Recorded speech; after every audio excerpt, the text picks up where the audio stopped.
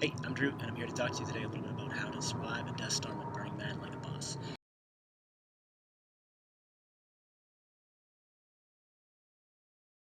In a dust storm, there's three things to worry about, and in order, that's your lungs, your eyes, and the rest of it. If you don't wear shoes, eventually your feet are going to dry out and crack, and if it does that to your feet, imagine what it does to your lungs. On top of that, in the 1950s, the US military did atomic bomb testing in the Black Rock Desert, so you can only imagine what might still be there in the dust. A lot of people are going to tell you that the best way to survive a dust storm is to go to Mountain Equipment Co-op or REI and buy the best neoprene filter face mask that you can get. I disagree. This is the sort of thing that they're talking about. It's a pre-made mask. It's washable. Some of them have exchangeable liners. If there's been a dust storm for days, you're not going to want to stop and wash your mask. Disposable paper masks have a bad name because they don't seal well around your mouth and nose. They don't filter very well, and they feel yucky on your hands. So, in my opinion, the answer to cheap paper masks is expensive paper masks. What you want to do is you want to go out and buy the absolute best 3M particulate respirator filters that you can buy. Personally, I recommend either the 3M 8511 or 9211 particulate respirator filters. They come in a box of 10 and you're going to pay probably around $20 for that box, so about $2 each, and I guarantee they're worth every penny. If you don't end up using them, they make excellent playa gifts. The reason I choose the 9211 as my mask on the playa is a couple of reasons. First off, they're individually wrapped, which is really nice. If it's been dusty for days, the last thing you want to do is pick up a box of dust masks only to find out that there's a quarter-inch of dust in the bag itself. These are sealed, so you're going to guarantee you're going to have a nice clean mask when you need it. You'll notice that they also fold very flat. This is great, so you can carry one or two or three in your backpack. They'll fit in your side pouch, in your pocket. There's no reason not to have one of these. Tuck it in your sock if you have to. It'll be clean when you need it. If you look at it closely, the difference between the 3M 9210 and 9211 is the inclusion of this thing on the front, this little valve. It's a one-way valve, and that helps to keep the mask a lot cooler on your face. So when you're breathing out the hot air from your lungs, it goes out of the mask immediately. There's nothing worse than being in a dust storm and having this hot, sweaty thing on your face that you don't want there anymore. So these are super comfortable. They fold out to a proper dust mask. They have two straps. The straps aren't breakable. Bend the nose up, throw it over your head. Now there's a good seal around my nose, around my chin. It's comfortable, it's cool, and you could even sleep in it if you have to, which, if you're taking a tent this year, you may find yourself coming home to a quarter-inch of dust on your pillow, which is not a pleasant thing. Okay, step two, your eyes. A lot of people think that sunglasses are okay. They are going to help you with the driving dust into your eyes in a windstorm, but they aren't going to help you with the rest of the dust that's environmental. It's going to come around the edges of your sunglasses and it's going to go right in. One decent option is these smaller portable goggles. These are nice in that they do seal pretty reasonably around your eyes. They don't sweat too much. They do have vents in the side, which helps them not get too foggy in the heat, but it also does let dust in, so you're going to have to clean them in a dust storm every now and again. You're going to have to take them off and rinse out the inside, which is, in a total whiteout can be a little bit tricky. What is nice about these is that these ones in particular, fold in half and tuck into your pocket, so there's no reason for you never to have them. Even if you're just wearing a bikini on the playa, there's no reason for you not to have this. This one looks like it's a good idea. It looks like it seals really nicely around the eyes. The reality is, it doesn't actually seal well around the bottom of the edges of the eyes, and if you look close, look at those great big gaps. So these look good on the internet, but they're just not a good pair of goggles. My recommendation for the best goggle for the playa is to get yourself down to the Salvation Army and get yourself a couple of pairs of old ski goggles. What's really nice about these is they're soft on your face. They have a great big bunch of foam that makes a good solid dust-proof seal.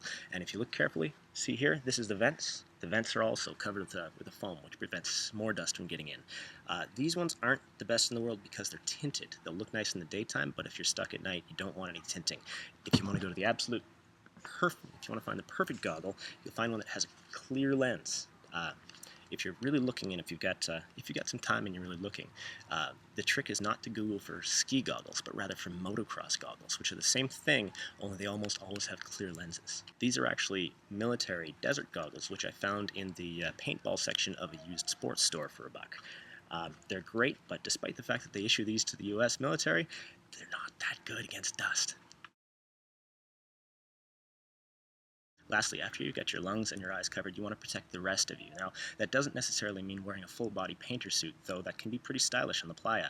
This you've seen before. It's called a keffiyeh or a shamag. It's also known as a hipster scarf, or whatever you want to call it. It's about a meter square of a loosely knit cotton fabric. Cotton is kind of important if you're making your own here. You don't want a polyester, you don't want a wool. Okay, here's the part that most people don't understand about a keffiyeh. This is not supposed to be a dust filter. It's supposed to be a loosely woven piece of cotton cloth that's going to wick moisture and heat away from your body and then dissipate it as quickly as possible. It's not intended to keep dust out of your lungs, but, in a pinch it will help. Right now I'm going to show you how to effectively make this into a head covering. So what we're going to do is we're going to take our keffiyeh and we're going to keep it into its largest triangle, like so. It should be about a meter by a meter square. Now we're going to take this and wrap it to the back around our neck so that we have this triangle around our neck. It's a little bit shawl-like if you're into that sort of thing. We're going to take the leading edge and put it up and over our forehead. Now, you'd think that it's going to go in the center, but it's not. We're actually going to pull it over so it's about 60-40% to the left. Now, obviously you can do left or right, but I prefer to the left. We're going to take the shorter edge, the one that's in our right hand now. We're going to lay it up under the chin and up over by our left ear. So that this piece on the left goes, just starts to hang down, but this piece on the right is in front of it. So now we're going to switch hands so that we're holding that piece that's now by our left ear in our left hand. We're going to reach over and we're going to grab the leading edge from the part that was on the left. We're going to lead it to the right, over our nose and mouth, to the back, up around, kind of over the top of the back of the head to catch all the spaces that weren't covered by the first time. And take that leading corner and we're going to tie an overhand knot. Nothing too crazy, just sort of like the first thing you do when you're tying your shoes. Just one loose knot. The texture of the fabric is going to hold this in place pretty effectively. We're just going to leave it hanging just like that. Now, then we adjust. Make sure any parts that were left uncovered are now covered, and make sure that it's comfortable. So, you're on the dance floor district, it's 4 in the afternoon, and you can see a huge wall of dust coming up the block. What do? Step 1, particulate respirator. Put it on.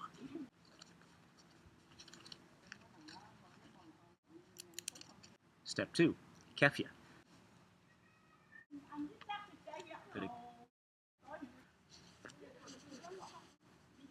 Last step, goggles. Now, you notice that the goggles are going to make a really good seal around my eyes. There's no dust getting in here. The particulate filter has got me covered for any kind of dust inhalation. I can breathe well. I can breathe comfortably. I'm completely covered against dust. I look super sweet, kind of like Snake Eyes from G.I. Joe, and I can stay on the dance floor. And that's that. That's how we survive a dust storm at Burning Man like a boss. See you, district. Share this with your friends.